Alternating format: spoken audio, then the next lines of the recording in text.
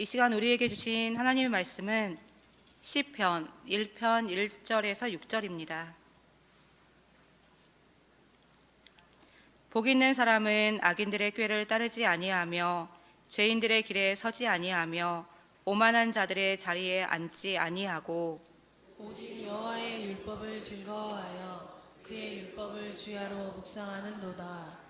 그는 시냇가에 심은 나무가 철을 따라 열매를 맺으며 그 잎사귀가 마르지 아니함 같으니 그가 하는 모든 일이 다 형통하리로다. 악인들은 그렇지 아니하며 오직 바람에 나는 겨와 같도다. 그러므로 악인들은 심판을 견디지 못하며 죄인들이 의인들의 모임에 들지 못하리로다. 무릇 의인들의 길은 여호와께서 인정하시나 악인들의 길은 망하리로다. 아멘. 시편은 총 150편으로 이루어진 시가서입니다. 시편 전체에는 간구, 애통, 감사, 찬양, 불평 등 저자들의 솔직한 마음이 담겨져 있습니다. 이 모든 내용을 아우르는 시편 1편의 처음은 복이라는 말로 시작하며 복 있는 사람과 복 없는 사람을 대조하고 있습니다. 복 있는 사람은 의인의 길을 걷고 복 없는 사람은 악인의 길을 걷게 됩니다. 시편 1편은 우리 앞에 놓인 두 종류의 길에 대해 우리가 어떤 선택지를 택해야 할지 설명해 주고 있습니다. 저자는 두 종류의 길이 있다고 말합니다. 하나는 복 있는 사람은 시냇가에 심은 나무 같은 삶의 길이고, 다른 하나는 복 없는 사람은 바람에 날리는 겨와 같은 삶의 길을 말합니다. 전자는 복된 길이고 후자는 멸망의 길입니다. 시편 1편은 우리를 복된 길로 안내하며 복 있는 사람으로 인도하고 있습니다. 국어사전에 복이라는 단어를 찾아보면 삶에서 누리는 좋고 만족할 만한 행운 또는 거기서 얻어지는 행복이라고 말합니다. 한마디로 풍족한 삶을 말합니다. 세상에서 말하는 오복이란 유교 경전 서경의 홍범편에서 제시하는 인간이 삶에서 얻을 수 있는 5가지 복을 일컫는 말입니다. 그 오복에 대해서 잠깐 소개해 드리겠습니다. 1복, 수, 오래 사는 것을 말합니다. 2복, 부, 돈이 많아지는 것입니다. 3복, 강령, 육체적, 정신적 건강을 말합니다. 4복, 유호덕, 베풀 수 있는 마음가짐을 말합니다. 5복, 고종명, 질병이나 고통 없이 편안한 죽음을 맞이하는 운을 말합니다. 그러나 성경의 복이란 말은 우리가 생각하는 것과 그 차원이 다르게 말합니다. 구약 성경에 말씀하시는 복 중 3가지 복에 대해서 먼저 말씀드리겠습니다. 창세기 12장 2절에 아브라함에게 주신 복이 있습니다. 내가 너로 큰 민족을 이루고 내게 복을 주어 내 이름을 창대하게 하리니 너는 복이 될지라. 시편 1편 3절 말씀에 복 있는 사람에게 주신 복입니다. 그는 시냇가에 심은 나무가 철을 따라 열매를 맺으며 그 잎사귀가 마르지 아니함 같으니 그가 하는 모든 일이 다 형통하리로다. 신명기 4장 40절, 이스라엘 백성이 하나님만 의지하고 하나님 뜻대로 살아갈 때 주신 복입니다. 오늘 내가 내게 명령하는 여호와의 규례와 명령을 지키라. 너와 내 후손이 복을 받아 내 하나님 여호와께서 내게 주시는 땅에서 한없이 오래 살리라. 아멘. 이 3가지 복에 대한 의미가 다르지만 뚜렷한 공통점이 하나 있습니다. 그건 바로 이 모든 복이 하나님과 연결되어 있다는 것입니다. 하나님을 의지하며 살아가는 사람은 재물, 명예가 없어도 고난 속에서도 행복한 사람입니다. 이런 사람이 복 있는 사람이라 성경은 말합니다. 이 시간 축복의 시냇가가 될 수 있는 복 있는 사람은 어떤 사람인지 본문 말씀을 중심으로 살펴보며 은혜를 나누고자 합니다. 첫째, 복 있는 사람은 세상과 다른 길을 가는 사람입니다.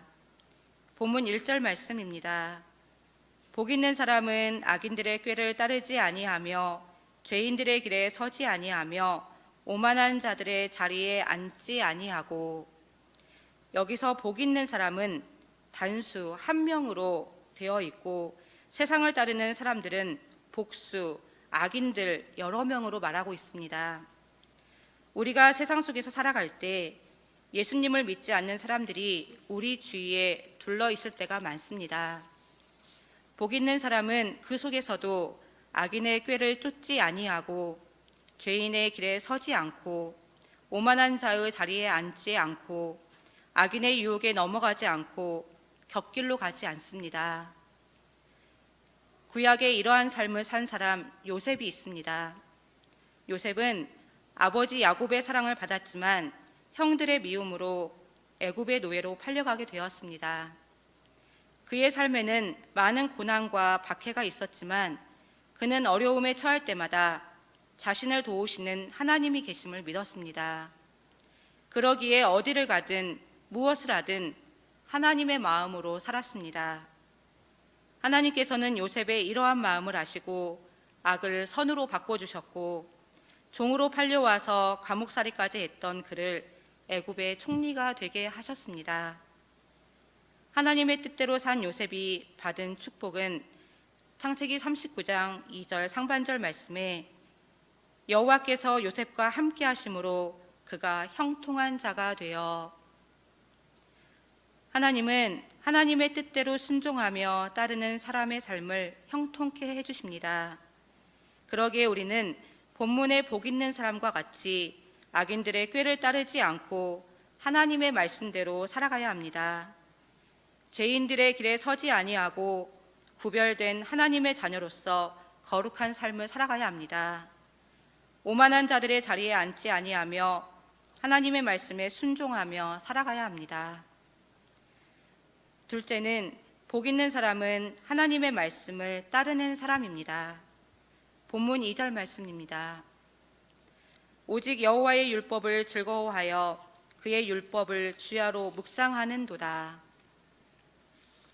복 있는 사람이 사는 방법은 하나님의 말씀을 따라 순종하며 사는 것입니다. 구약시대나 신약시대나 동일하게 복 있는 사람의 기준은 하나님의 말씀입니다. 하나님의 말씀을 가까이 하며 준행하며 사는 사람이 복 있는 사람이라 말씀합니다. 다윗은 그의 일생에 율법과 관련된 치명적인 오점이 3번 있었습니다. 첫 번째는 사울왕 때 변방에 방치되었던 하나님의 법궤를 다윗성으로 모셔올 때였습니다. 이 과정에서 다윗은 율법에 대해 잘 이해하지 못했습니다.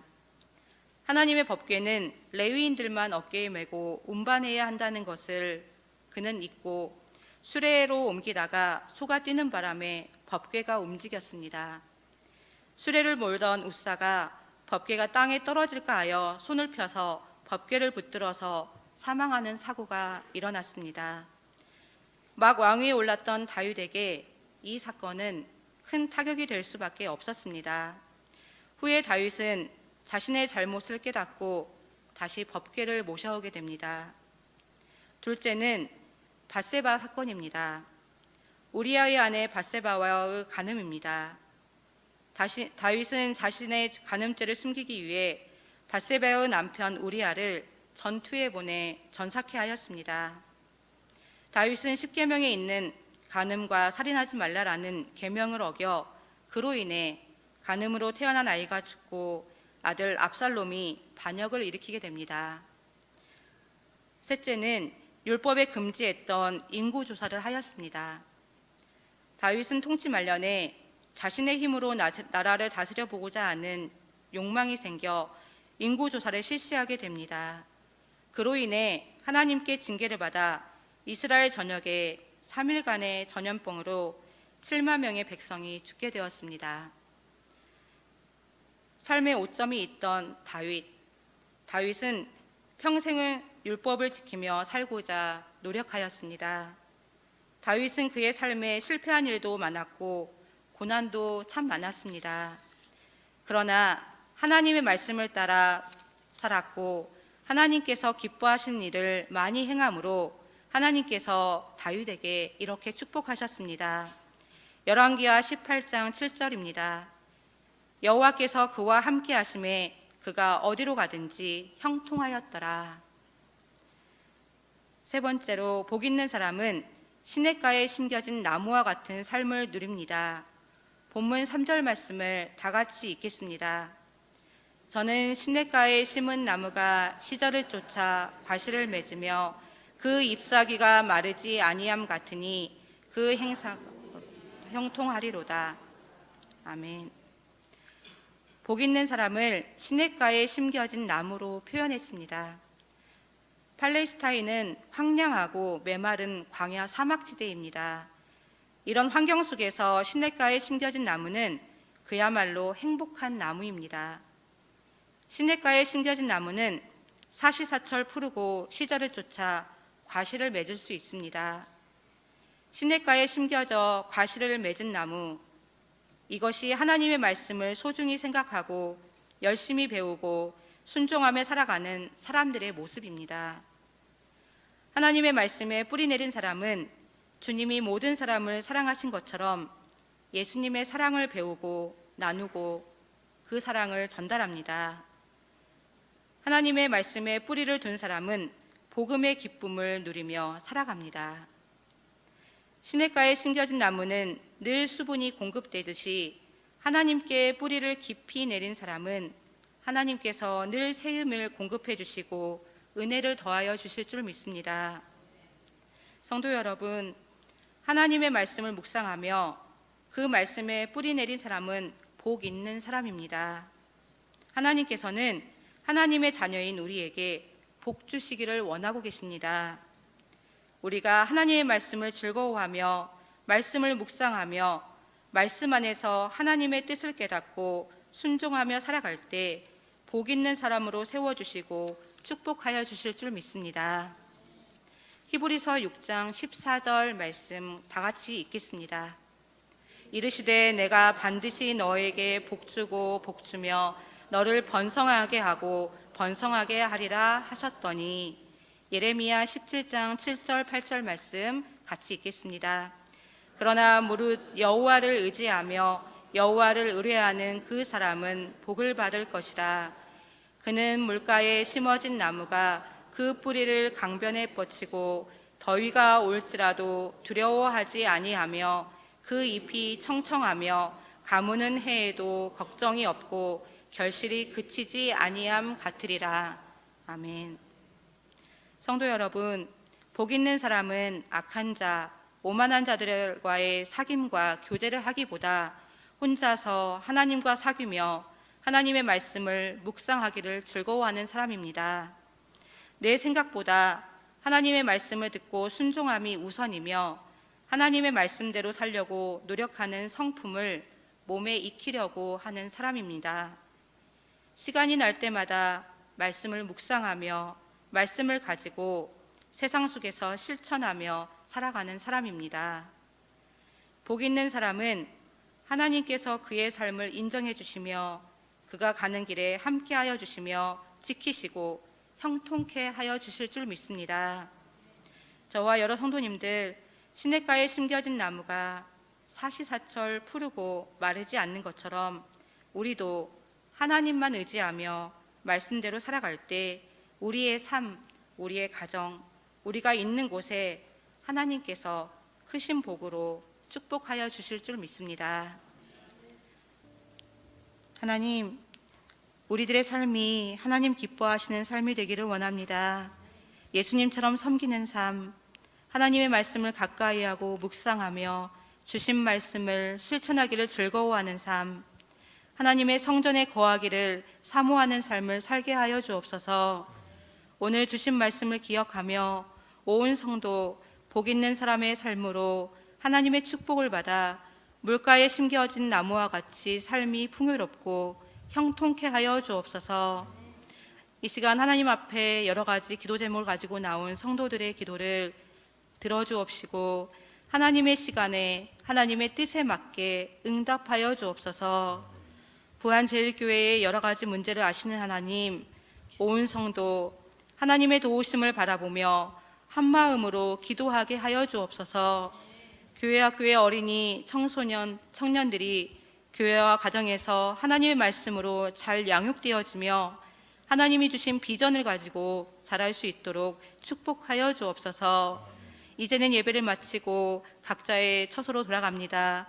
한 주간 삶 가운데 어느 곳에 있든지 눈동자와 같이 지켜주시고 가는 곳이 모두 복된 걸음이 될 수 있도록 우리들 삶을 인도하여 주옵소서. 감사드리며 예수님의 이름으로 기도드립니다. 아멘.